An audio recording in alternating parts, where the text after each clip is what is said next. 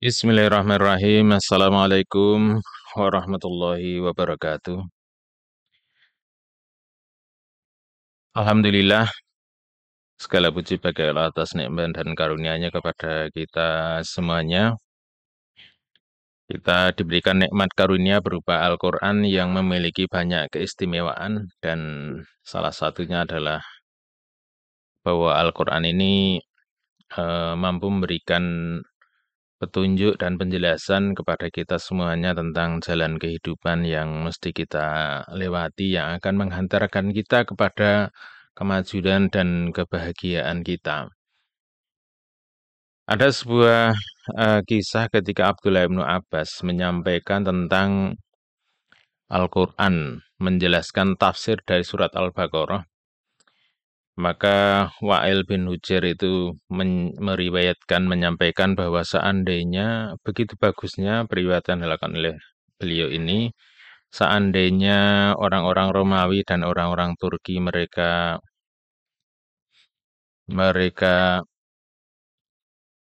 mengetahui penjelasan itu niscaya mereka akan masuk Islam, gitu.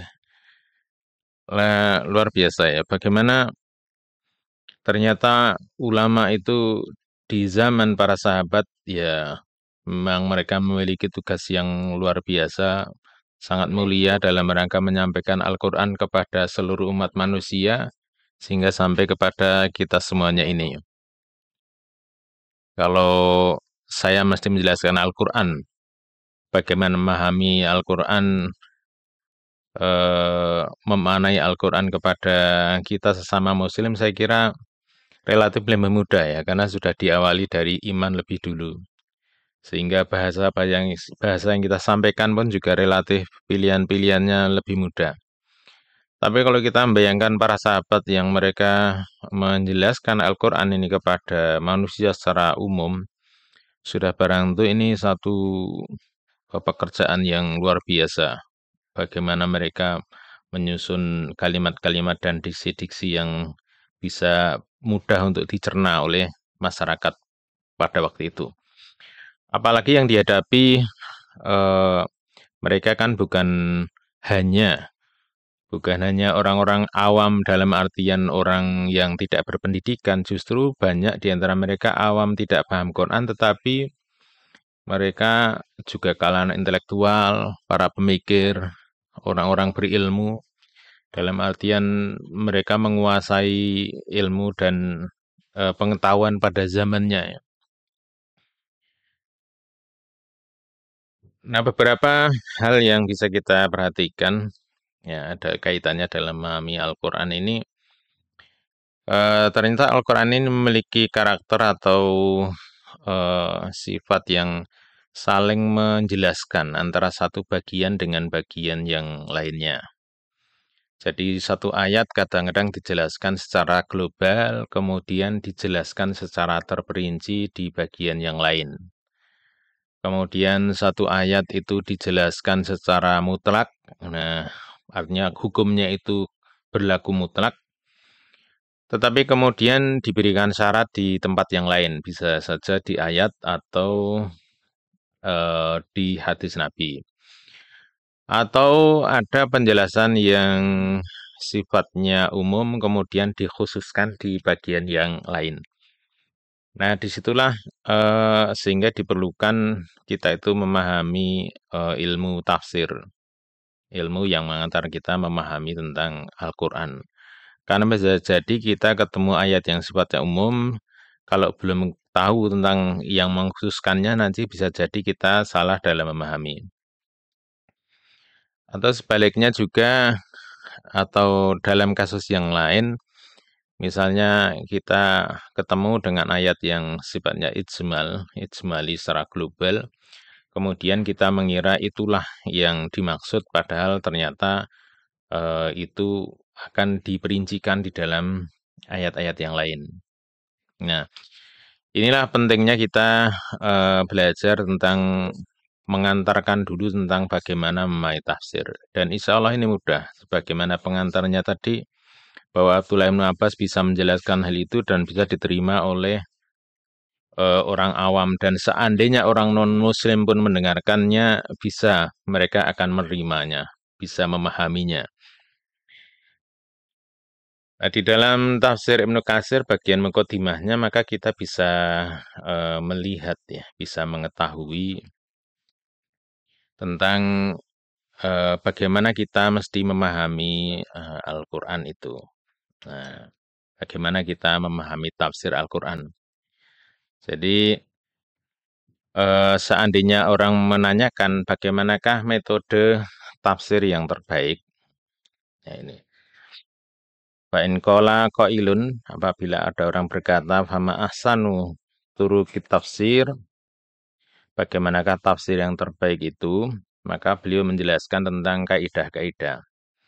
Fal jawabu, maka jawabnya adalah inna as-sahat turuki fi dzalika ayufassir Al-Qur'anu bil Qur'an. Jadi metode yang paling sahih ya as-sahut turuk ya, metode yang paling sahih artinya ini sudah tidak perlu lagi perdebatan lagi, tidak perlu orang berbeda lagi ketika Al-Qur'an itu ditafsirkan dengan Al-Qur'an ya. Nah, dalam hal ini kemudian kita sudah mendapatkan ketemu metode yang paling ketemu cara yang paling kuat begitu. Wa ma ujmila fi makanin fa innahu qad fusira fi maudhi'in akhar. Fi maudhi'in akhar. Maka ayat itu ujmila dijelaskan secara global. Nah, dijelaskan secara global fi makanin pada satu tempat.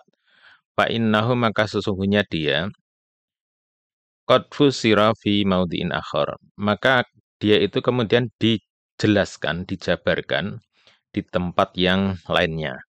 Nah, sehingga ketika kita menemukan satu ayat Al-Quran yang kita pahami ini ayatnya ini sifatnya global.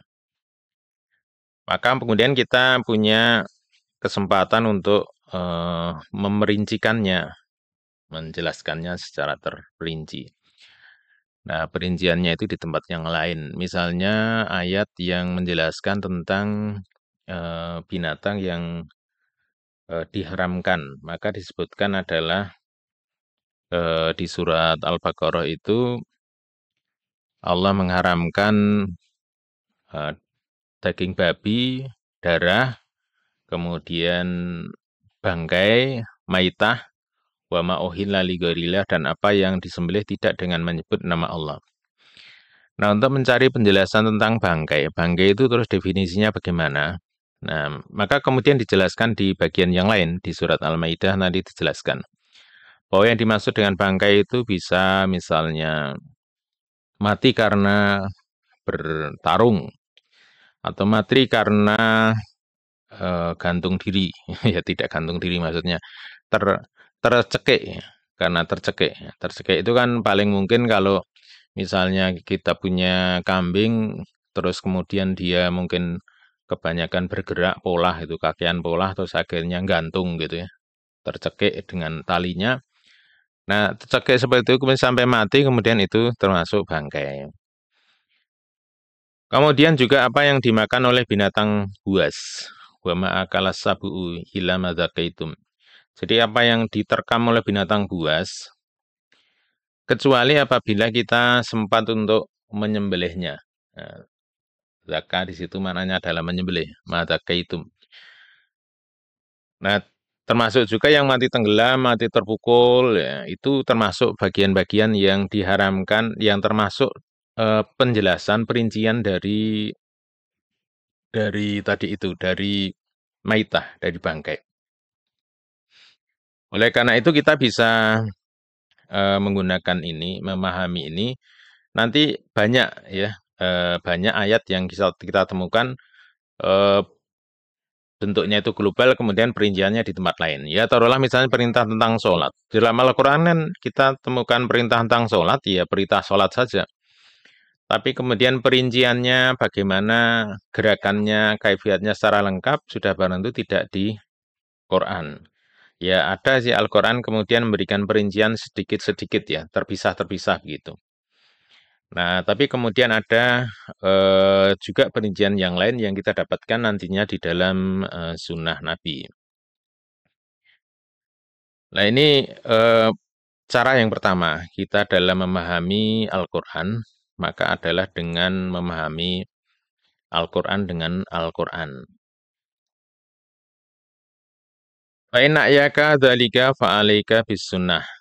Nah, dan jika tidak ditemukan penjelasan ayat dengan ayat, maka kita menggunakan as-sunnah. Ya, as-sunnah itu hadis Rasulullah. Fa innaha maka sesungguhnya sunnah itu syarihatun, merupakan penjelasan lil Quran bagi Al-Quran wa muwaddihatun. Ya, ya, memperluas, memperjelas gitu ya. Nah, fungsi dari sunnah itu dalam rangka menjelaskan dan kemudian memberikan apa ya, uraian dari Al-Qur'an itu. Sebagaimana dijelaskan oleh Imam Asy-Syafi'i, beliau mengatakan kullu ma hakama bihi Rasulullah sallallahu alaihi wasallam, semua yang Rasulullah SAW tetapkan sebagai satu hukum, fahuwa mimma fahimahu minal Qur'an. Maka hal itu merupakan disimpulkan dari pemahaman beliau dari pemahaman Rasulullah dari Al-Quran. Qala Allah Ta'ala, berfirman Allah Ta'ala, Inna anzalna ilaikal kitaba bil haqqi litahkuma bainan nasi bima arakallah wa la takum lil khainina khasima. Surat An-Nisa ayat 105. Sungguhnya kami menurunkan kepada engkau Alkitab, yakni Al-Quran, bilhaq, dengan benar, litahkuma, dalam rangka untuk menghukum, ya, menetapkan hukum bainan nas di antara manusia. Nah, jadi Al-Quran itu diberikan kepada Rasulullah sebagai acuan dalam rangka menetapkan hukum. Jadi apa yang dipahami oleh Rasulullah ini kemudian diterjemahkan dalam bentuk hukum-hukum tadi itu. Nah, sehingga ini ayat-ayat selanjutnya cukup banyak nantinya ya. Kemudian ada yang lebih mempertegas lagi, ya, saya lompati sebagian walihada qala Rasulullah SAW berkaitan dengan tadi bahwa as-sunnah menjelaskan Al-Quran, maka Rasulullah SAW pernah menyatakan Allah inni uti tul Qur'ana wa mislahu ma'ahu. Nah, ketahuilah bahwa sesungguhnya aku ini diberikan Al-Quran dan yang semisal bersamanya, yakni penjelasan dari Al-Quran, yakni as-sunnah. Wa sunnatu aidon tangzilu alaihi bil wahyi. Nah, sedangkan sunnah itu juga turun kepada Rasulullah sebagai satu wahyu. Cuman kalau Al-Quran itu dibaca sebagaimana kita membaca Al-Quran, tapi kalau as-sunnah itu kemudian merupakan penjelasan dari Al-Quran dan eh, memiliki redaksi yang apa ya, esensinya saja yang kemudian kita pahami, tapi itu juga merupakan bagian wahyu yang diberikan Allah Subhanahu wa taala kepada Rasulullah. Jadi Al-Qur'an dan penjelasannya. Jadi kalau secara hakikatnya sebenarnya ya hadis Nabi dengan Al-Qur'an itu sama-sama wahyu. Hanya yang membedakan Al-Qur'an itu wahyu yang secara secara verbal begitu, sedangkan As-Sunnah itu secara esensial. Nah, sehingga ketika kita mengikuti As-Sunnah, pada hakikatnya sebenarnya kita juga mengikuti Al-Quran. Tapi sudah barang tentu memiliki eh, perbedaan kedudukan karena kemudian Al-Quran ini kedudukan yang pertama, As-Sunnah itu kemudian dia membutuhkan satu seleksi, mana yang memang sunnah yang makbulah dengan sunnah yang mardudah. Karena sunnah ada yang bisa kita terima berdasarkan penelitian periwayatannya, kemudian juga perlu dipahami as-sunnah itu bisa ditolak karena cacat dalam periwayatannya. Nah, kemudian yang berikutnya setelah Al-Quran, Sunnah, nah kemudian yang ketiga adalah aqwalus sahabah, perkataan para sahabat tentang Al-Quran. Nah, perkataan kepada para sahabat tentang Al-Quran. Nah, ini ada eh, hadis juga yang menjelaskan tentang ini, tentang hadis Mu'ad. Hadis Mu'ad ya. Hadis Mu'ad bin Jabal ketika diutus ke Yaman, kemudian Rasulullah bertanya, engkau akan berhukum, bagaimana engkau akan berhukum? Maka beliau mengatakan, bi kitabillah, dengan kitab Allah. Dan jika engkau tidak menemukan di dalam Al-Quran, maka beliau mengatakan bisunnati Rasulillah, dengan sunnah Rasulullah. Fa'ilam tajid, dan jika engkau tidak menemukannya juga, astahidu bira'yi, maka aku melakukan istihad dengan pikiranku. Maka Rasulullah Shallallahu Alaihi Wasallam menepuk dadanya, kemudian menyatakan, Alhamdulillahilladzi waffaqa Rasulullah Sallallahu waffaqa Rasulillah lima yardo Rasulullah. Nah, Alhamdulillah atas utusan Rasulullah yang sudah membuat senang Rasulullah. Nah, ini memperjelas tadi kedudukan dari Al-Quran, kemudian Sunnah, nah kemudian istihadnya. Dan istihad itu sebenarnya juga merupakan bagian dari dari proses istinbat hukum ya, penetapan hukum ya.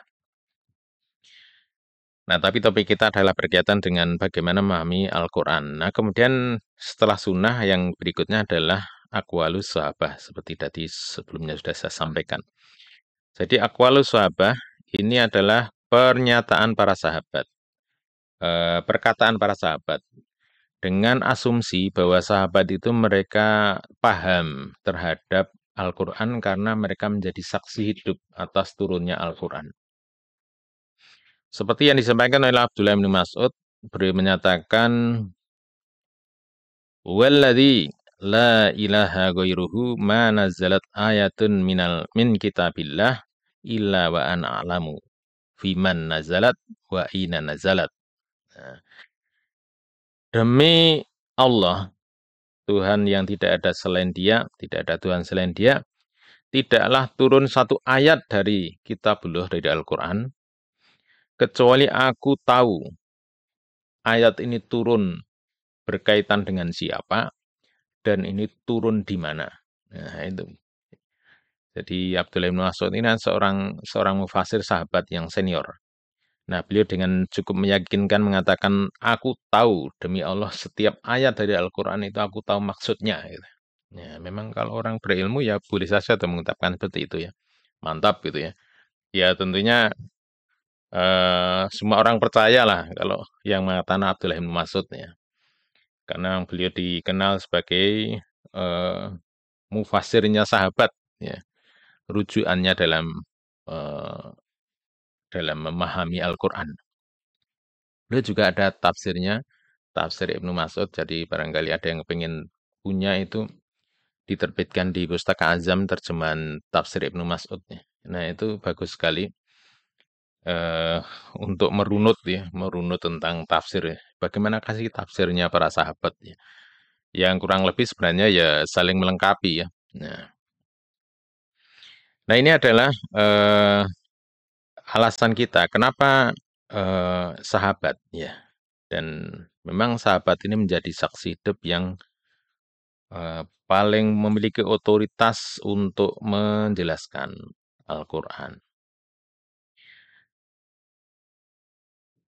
Nah, apalagi dengan kebiasaan para sahabat yang dinyatakan oleh Ibnu Mas'ud, beliau mengatakan, karena ar-rajulu minna, seorang laki-laki dari kami idza ta'allama asyra ayatin apabila mempelajari 10 ayat lam yujawizhunna hatta ya'rifa ma'aniyahunna. Maka kami tidak akan meninggalkannya sampai kami itu memahami maknanya. Wal amalu bihinna. Dan mengamalkan ayat-ayatnya. Jadi mereka kalau ngaji itu 10 ayat, dipahami dulu maknanya, kemudian setelah itu diamalkan. Nah, jadi mereka belajar Al-Quran bukan hanya menghafal, bukan hanya memahami makna sampai kepada mengamalkannya.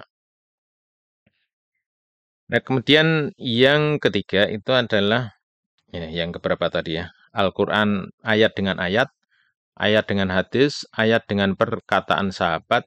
Kemudian yang keempat adalah ayat dijelaskan oleh tabi'in. Tabi'in itu muridnya sahabat. Nah, muridnya sahabat ini juga merupakan eh, sumber bagi kita untuk memahami Al-Quran. Jadi mereka, para tabi'in ini, karena masih sangat dekat ya dengan apa jaraknya dengan kehidupannya para sahabat ya sudah sangat ya bukan hanya dekat lagi ya, langsung berinteraksi dengan sahabat sehingga perkataan mereka tentang Al-Qur'an itu menjadi rujukan bagi kita untuk memahaminya. Sehingga kalau kita membuka tafsir Mukatsir ada misalnya qala Asudi, qala Mujahid. Nah, itu adalah para muridnya sahabat ketika mereka menjelaskan Al-Qur'an ya. Ya, kalau di tafsir Mukatsir memang berhenti sampai kepada Mujahid, kepada Atha, kepada Asudi. Nah, itu tapi kalau kita masih penasaran barangkali ya, ya boleh saja mau penasaran, bener enggak sih? Riwayatnya gimana sih? Maka kita bisa merujuk kepada kitab tafsir yang lebih besar, misalnya tafsir atau bari. Di tafsir atau bari, setiap nama yang meriwayatkan eh, itu, perkataan-perkataan itu, kaul-kaul tadi, akwal tadi, itu ada sanatnya semuanya. Jadi memang tafsir Mukatsir nggak bisa dilepaskan dari tafsir dari pendahulunya. Sehingga kalau kita ini kok kola Mujahid ini kok cuma begitu nggak ada apa sanatnya ya. Kalau mau cari sanatnya ya bisa dirujuk di kitab atau bari. Dan kita perlu memahami atau bari ini adalah ulama tafsir generasinya Imam Ahmad Ibnu Hambal. Jadi segenerasi dengan beliau, segenerasi dengan Imam Syafi'i. Jadi tentang periwayatan-periwayatan hadis, maka ada periwayatan di Tobari itu yang kemudian ada diriwayatkan oleh beliau sendiri, Ibnu Jarir atau Bari. Nah, di situ kemudian bisa dijadikan rujukan karena beliau juga seorang muhadis ya. Seorang muhadis periwayat hadis. Jadi inilah yang bisa kita bahas pada kesempatan pagi ini, pembahasan singkat tentang pengantar. Bagaimana kita merujuk tafsir Al-Quran itu dari satu metode besar yaitu namanya metode tafsir bil ma'thur. Nah, tapi ada tafsir yang satu lagi adalah tafsir birra'yi yang ini juga melengkapi pemahaman kita tentang bagaimana memahami tafsir Al-Quran. Nah, saya kira akan sangat lebih bagus lagi kalau kita juga memulainya dari memiliki referensi-referensi buku-buku tafsir itu dan sudah banyak sekali terjemah yang sudah dibuat. Nah, misalnya tafsir Ibnu Katsir ini ada terbitkan ada 10 jilid ya. Kemudian atau Bari juga ada, tapi saya kira Ibnu Katsir sudah cukup ya. Ibnu Katsir ini 10 jilid ini sudah cukup sekali untuk dalam rangka kita memahami tentang tafsir Al-Quran. Demikian semoga bermanfaat. Assalamualaikum warahmatullahi wabarakatuh.